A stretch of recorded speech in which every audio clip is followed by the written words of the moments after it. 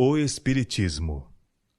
Foi-me apresentado o engano das pancadas na parede, e vi que Satanás tem poder para trazer perante nós o aparecimento de formas que pretendem ser nossos parentes ou amigos que dormem em Jesus.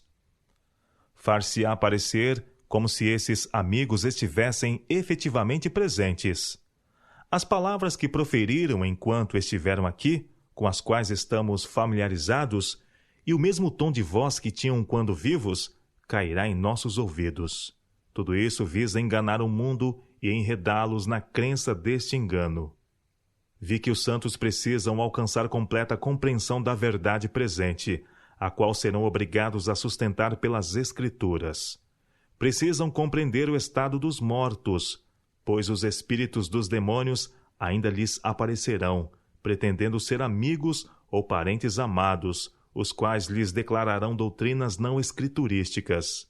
Farão tudo ao seu alcance para despertar simpatia e operarão milagres diante deles para confirmar o que declaram. O povo de Deus deve estar preparado para enfrentar esses espíritos com a verdade bíblica, segundo a qual os mortos não sabem coisa nenhuma, e que aqueles que lhes aparecem são espíritos de demônios. Devemos examinar bem o fundamento de nossa esperança, pois teremos de dar a razão dela pelas Escrituras. Este engano se espalhará, e com ele teremos de lutar face a face, e a menos que estejamos preparados para isso, seremos enredados e vencidos. Mas se fizermos o que pudermos, pela nossa parte, a fim de estarmos prontos para o conflito que se acha precisamente diante de nós, Deus fará sua parte, e seu todo-poderoso braço nos protegerá. Mais depressa enviará ele todos os anjos da glória para fazerem uma barreira em redor das almas fiéis, do que consentir que sejam enganadas e transviadas pelos prodígios de mentira de Satanás. Vi a rapidez com que este engano se propagava. Foi-me mostrado um comboio, avançando com a velocidade do relâmpago. O anjo ordenou-me olhar cuidadosamente. Fixei os olhos nesse trem. Parecia que o mundo inteiro ia embarcado nele. Mostrou-me então o chefe do trem, uma pessoa formosa e imponente, para quem todos os passageiros olhavam e a quem reverenciavam. Fiquei perplexa e perguntei a meu anjo assistente quem era. Disse ele: é Satanás.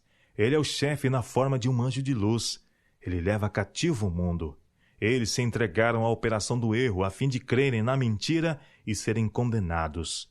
O seu mais elevado agente abaixo dele, pela sua categoria, é o maquinista. E outros de seus agentes estão empregados em diferentes cargos, conforme deles necessita. E todos vão indo para a perdição, com a velocidade do relâmpago. Perguntei ao anjo se ninguém havia escapado. Ele me mandou olhar em direção oposta, e vi um pequeno grupo viajando por um caminho estreito. Todos pareciam estar firmemente unidos pela verdade. Este pequeno grupo parecia atribulado, como se tivesse passado por duras provas e conflitos. E parecia assim como se o sol tivesse surgido por trás de uma nuvem, iluminando-lhes o rosto e dando-lhes um aspecto triunfante, como se sua vitória estivesse quase alcançada. Vi que o Senhor tem dado ao mundo a oportunidade de descobrir a cilada. Esta única coisa é prova suficiente para o cristão, se não houvesse outras. Não se faz diferença entre o que é precioso e o que é vil.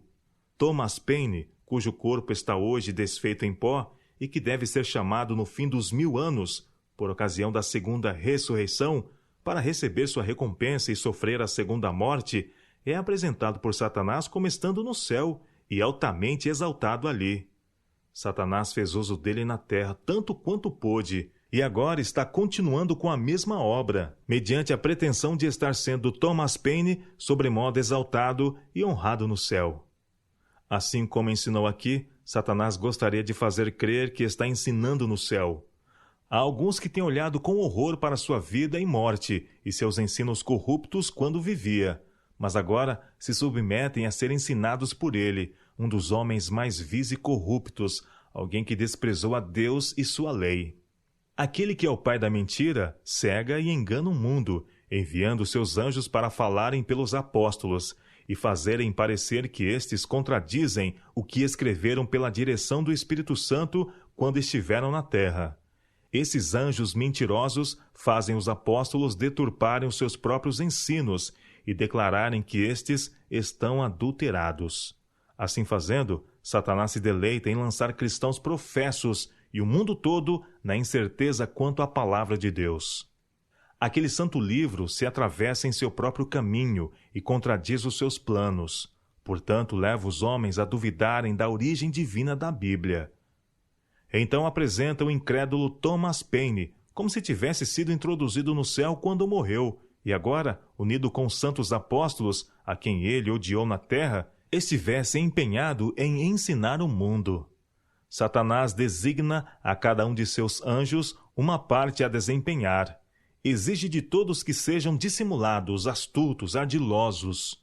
Instrui alguns deles a desempenharem o papel dos apóstolos e falar por eles, enquanto outros devem desempenhar o papel de homens incrédulos e ímpios que morreram blasfemando de Deus, mas que agora aparecem como muito religiosos.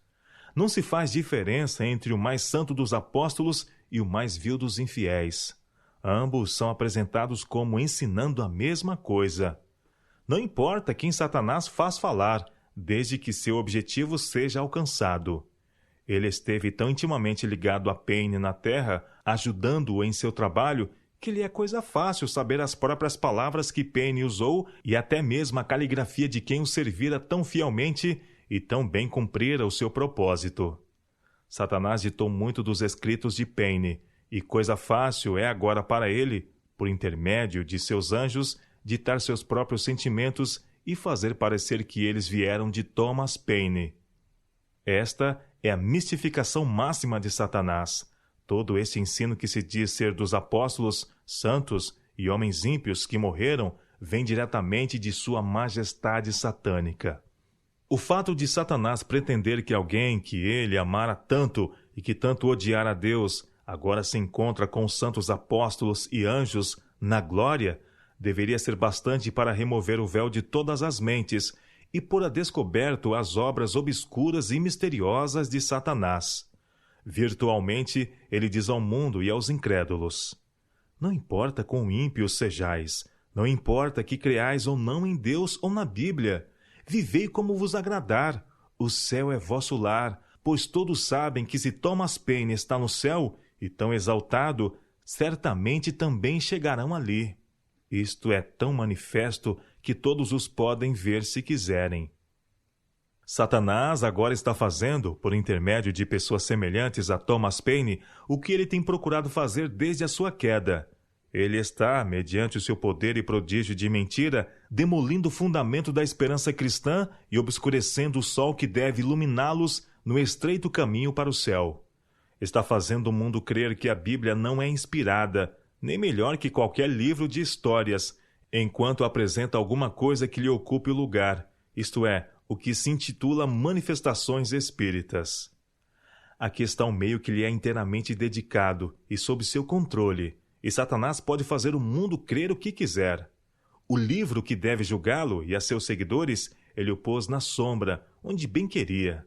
O Salvador do mundo ele faz parecer não mais que um homem comum, e como a guarda romana que vigiava a tumba de Jesus espalhou a falsa notícia que os principais sacerdotes e anciãos lhes puseram nos lábios, assim os pobres, iludidos seguidores dessas pretensas manifestações espiritualistas, repetirão e procurarão fazer parecer que nada há de miraculoso no nascimento, morte e ressurreição de nosso Salvador.